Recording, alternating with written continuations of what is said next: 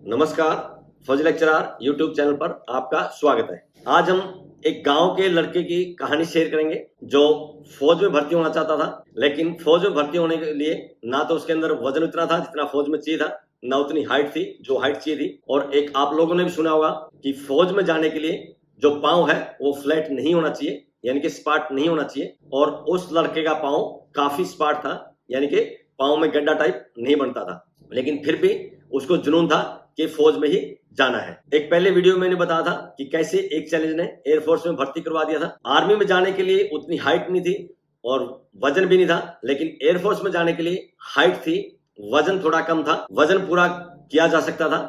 तो एयरफोर्स की तैयारी की।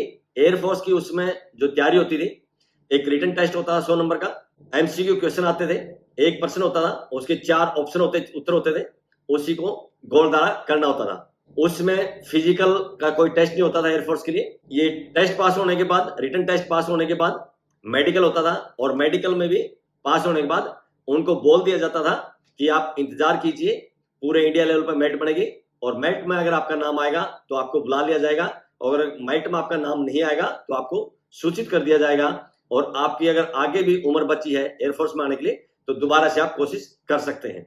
उस बच्चे का पाँव फ्लैट टाइप था, उसको इसी चीज का ये था कि कहीं इसके लिए मेडिकल में आउट ना कर दें। दिल्ली से पेपर दिया, पेपर पास हो गया, रिटर्न पास हो गया।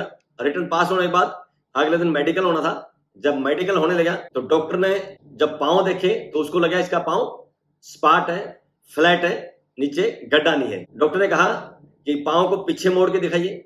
लड़के ने पाँव को पीछे मोड़ के दिखाया तो डॉक्टर को फिर भी संतुष्टि नहीं हुई। उसके बाद डॉक्टर ने पीएन को बोला कि फर्श पे पानी डालिए। पीएन ने मग के साथ फर्श पे पानी डाला। फिर उस लड़के को कहा कि आप इस पानी में चलिए। लड़का पानी में चला। पानी में चलने के बाद उस लड़के को डॉक्टर ने कहा कि आप सूखे में चलिए। फिर वो सूखे में चला। जब पानी में चला, पानी में चलने के बाद पाँव गिले हो गए, और गिले होने के बाद जब सूखे में चला तो सूखे में उतना ही गिल्ला होगा जितना पाँव नीचे टिकता है।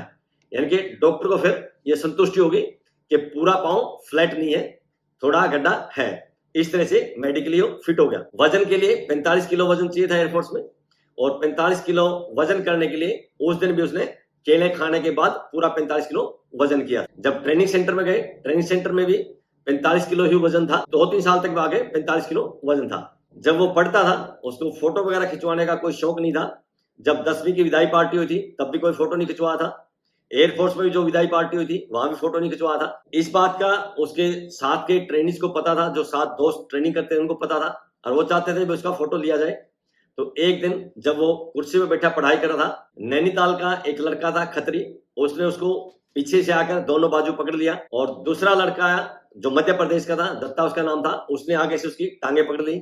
और तीसरा लड़का था जिसका नाम वर्मा था, जो पटना का रहने वाला था, उसने कैमरे से उसकी फोटो ले ली। आप फोटो देख सकते हो किस तरह से जबरदस्ती उसकी फोटो ली है, और वो फोटो लेते समय भी हाथ हिला के बोल रहा है कि मेरी फोटो नहीं लेनी है। ट्रेनिंग पूरे करने के बाद फिर वो कानपुर गया। कानपुर जाने के बाद भी उसका वजन 47-48 किलो कई साल तक रहा है। कानपुर के बाद उसकी बदली होगी देवलाली नासिक में। जब देवलाली नासिक में गया उस समय तक शादी हो चुकी थी, वजन भी 50 किलो क्रॉस हो चुका था। तो उसमें एयरफोर्स को एक टास्क दिया गया था, मेंटेनेंस कमांड को।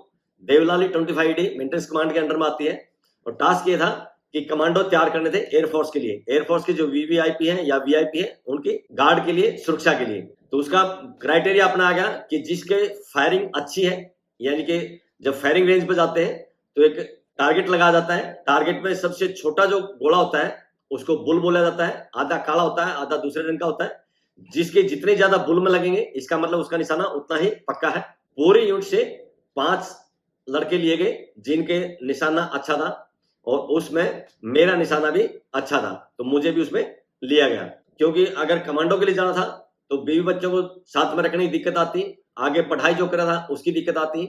इसलिए जो मैंने गांव में सुना था, या जो मेडिकल में डॉक्टर ने जो इतना छानबीन की थी, तो मैंने वहां मेडिकल करते समय डॉक्टर से कहा कि सर मेरे पाँव जो है फ्लैट है। तो डॉक्टर ने कहा सो व्हाट, इससे क्या होता है? मैंने कहा सर दौड़ने में दिक्कत होती है। बोला मुझे तो कोई दिक्कत नहीं होती, मैं तो हर रोज 5 किलोमीटर दौड़ के आता हूँ।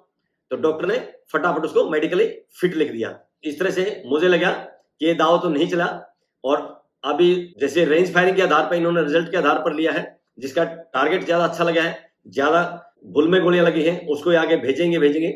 आगे जब एडमिन की तरफ से इंटरव्यू लिया गया तो वहां एडमिन में मैंने दूसरा सवाल उठाया। मैंने कहा सर आप कमांडो तैयार कर रहे हैं और कमांडो जो है हाइट लंबी होनी चाहिए, क्योंकि वीआईपी को या वीवीआईपी को कवर करना होता है।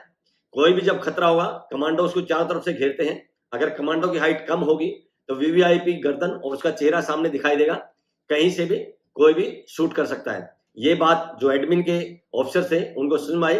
उन्होंने कहा कि ये लड़का बिल्कुल सही कह रहा है कि टारगेट के साथ साथ फायरिंग अच्छी होने के साथ साथ कमांडो की जो है हाइट भी अच्छी होनी जरूरी है। इस तरह से वहां से मेरे को कहा गया कि इसकी हाइट कम है और ये कमांडो के लिए फिट नहीं है। तो इस तरह से मुझे आज तक भी समझ में नहीं आया कि फ्लैट पांव का जो लड़का है फौज में जा सकता है या नहीं जा सकता, क्योंकि जब भर्ती हुआ था उसमें डॉक्टर ने काफी छानबीन करने के बाद पानी में चला के, सूखे में चला के, पीछे पैर मोड़ के देखने के बाद फिट कर दिया मेडिकली। और वहां डॉक्टर ने कुछ भी नहीं, बस ये बताया जी पैर में गड्ढा नहीं है या पांव फ्लैट है। डॉक्टर ने सीधा कहा उससे कोई फर्क नहीं पड़ता, आप मेडिकली फिट हो। कि जिसका फ्लैट पांव है वो जा सकता है या नहीं जा सकता, लेकिन ऐसा सुना था। मेरा खुद का पांव काफी फ्लैट था और फिर भी मैं फौज में गया हूँ, 17 साल की सर्विस भी करके आऊँ, कभी किसी प्रकार की कोई दिक्कत नहीं आई। ट्रेनिंग भी पूरे आराम से की थी। और जब एयरफोर्स से रिटायर हुआ, अम्बाड़ा कैंट से रिटायर हुआ था, रिटायरमेंट के टाइम पर सभी फौजियों का मेडिकल करते हैं और मेरा भी मेडिकल किया था। और रिटायरमेंट के टाइम पे मेरे को सर्टिफिकेट दिया था कि मेडिकली एकदम बिल्कुल फिट है। आज भी वो सर्टिफिकेट मेरे पास रखा है। आज की इस वीडियो में बस इतना ही। वीडियो पसंद आई हो तो लाइक कीजिए, दोस्तों के साथ शेयर कीजिए। इसी तरह की सच्ची घटनाएं देखने के लिए चैनल को सब्सक्राइब कीजिए। बहुत बहुत शुक्रिया, धन्यवाद, जय हिंद।